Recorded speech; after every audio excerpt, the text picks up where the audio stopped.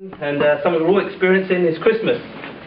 And normally what you find, there's normally signs that come up even if you don't look in the calendar. There's always signs about, that time of year that we're coming up.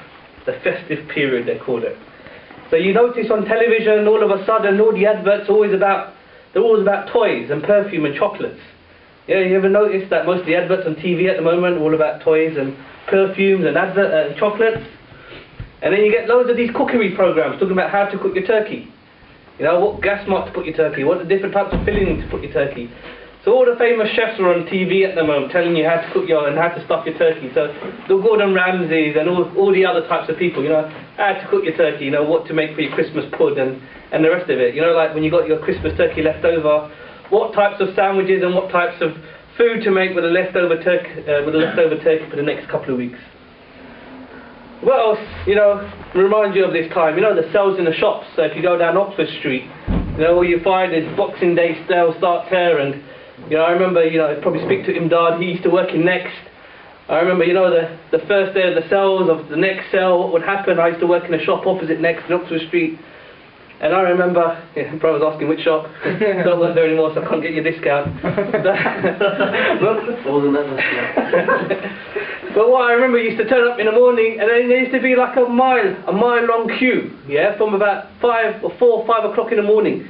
People used to queue up for the next sale. And I remember him used to tell us how they used to wake up, they used to have to open up the shop at 5 in the morning and there would be such a rush. People trying to come in and buying the special pair of clothes or whatever discounted dresses they get in Next. There'll be fights, there'll be stampedes and the works, all because of the Christmas sales. What other things remind you of this time? The music, all of a sudden everywhere you go, you got all this stupid Christmas music playing. So, there was a stall in Walthamstow Market in Ramadan, he plays the Quran. So, alhamdulillah, you had the Quran and you had the Sheed in the month of Ramadan. Christmas comes up, Christmas tunes are on. Alhamdulillah. And the same brother? The same brother, alhamdulillah. Slightly confused, inshallah. The decorations, the Christmas lights that you find, the Christmas trees and the tinsel around and, Santa's grotto in the shopping centres and the works. You got the Christmas plays and the Christmas carols, the people singing carols in the streets, in the markets, in the shopping centres and in all the schools, the nativity plays, probably Asim Dadi is probably like one of the leading stars in these schools' nativity play. But I don't know if you guys remember in my school, certainly, even though it was predominantly Muslim, they could only choose from about 4 white students because they're the only white people they had in the school to do the nativity play. So one of them was playing the angel and the other one was Joseph, the other one's Mary, and there was always a fight because everyone wanted to be baby Jesus or Mary or Joseph, whatever it was. But again, this is what you find. So, this week at work, loads of the guys I work with has been, emailing me, I need to take this afternoon off because my son's in a nativity play or my daughter's in a nativity play, so I need to go down and I need to watch it. And what you find is that, Christmas in this country is no longer about a religious celebration.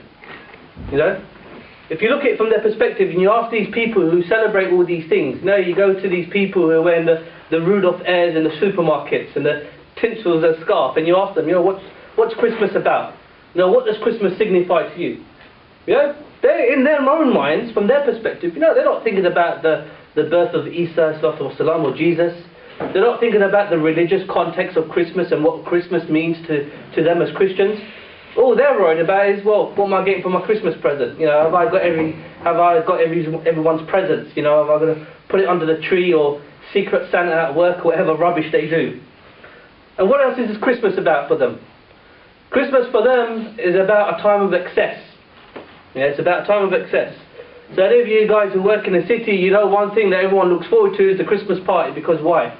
They all go out, they all get drunk at the company expenses, they eat as much as they want, they drink and do all sorts of other zina and do all sorts of other haram, and they come back next day and you walk into the office and then you hear all these rumours that are going around about what happened at the Christmas party. Apparently rumours. But this is what it's about for them. It's about going out, getting drunk and living life to the max and enjoying themselves, because this is what Christmas is about for them. And when you actually ask them, what does Christmas really mean to you? What is the significance of Christmas? They don't even know. I'm sure you get a generation of people today, they don't even know about Jesus. if they hadn't been taught it at school. You know, they won't even bother finding out what the significance of Christmas is. And more than that, you get all these other things that come along with the Christmas now. So who the hell is Frosty the Snowman? Yeah, what's he got to do with the whole story about the birth of Jesus? Yeah, I'm sure he wasn't one of the 3 wise men that went to go visit him. And Rudolph the Red-Nosed Reindeer. You know, you're getting all these characters being invented and being planted into the Christmas story. You're like Scrooge. Yeah, and Rudolph the Red-Nosed Reindeer, and all these other characters now that people can't tell the difference between tradition and fiction. You know, they're all intertwined into the same thing. And unfortunately, us as Muslim youth, certainly for myself, my own understanding of the life of Isa والسلام, or the birth of Jesus, Isa والسلام, was built from where? It wasn't built from the madrasa, it wasn't built from my parents or the Muslim sources. I learned about Isa from who? The school.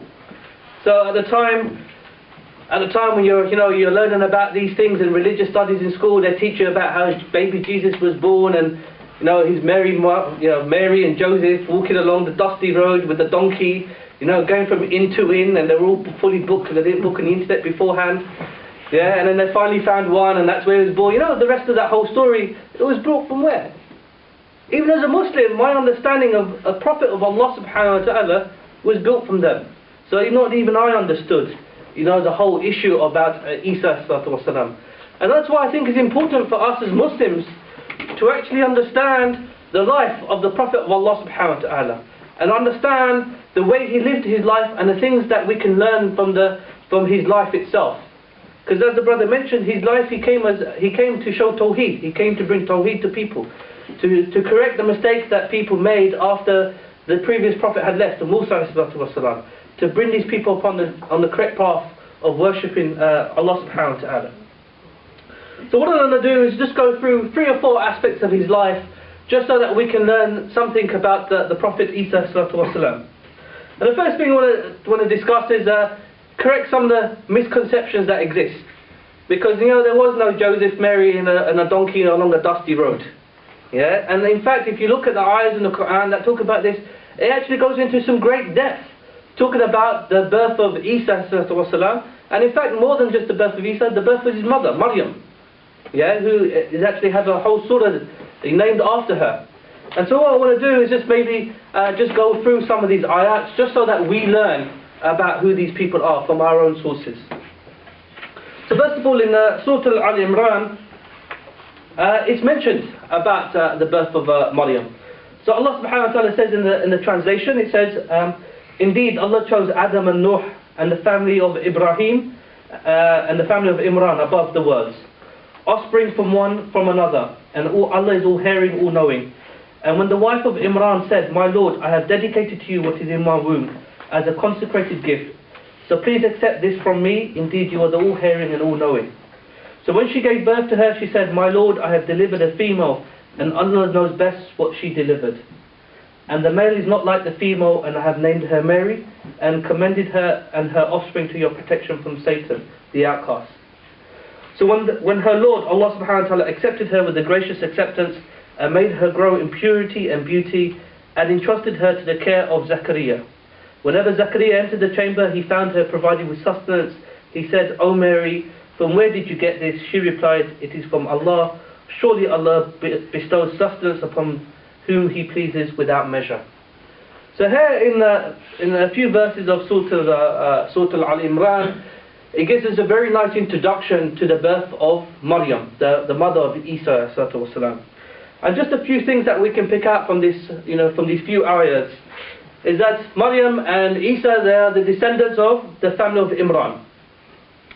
And her father was a pious man and a righteous man, someone who devoted his life to the worship of Allah subhanahu wa ta'ala. And indeed her mother, named Hannah, according to Ibn Kathir, was also of the same nature, i.e. someone who was a devoted worshipper of Allah subhanahu wa ta'ala. And it was narrated by Ibn Ishaq that Hannah was unable to have a child. She was unable to have children. One day it was narrated that she was watching a bird feed outside, and she was watching this bird feed, and she made a promise to Allah, she made a vow to Allah, and she said to Allah, she goes,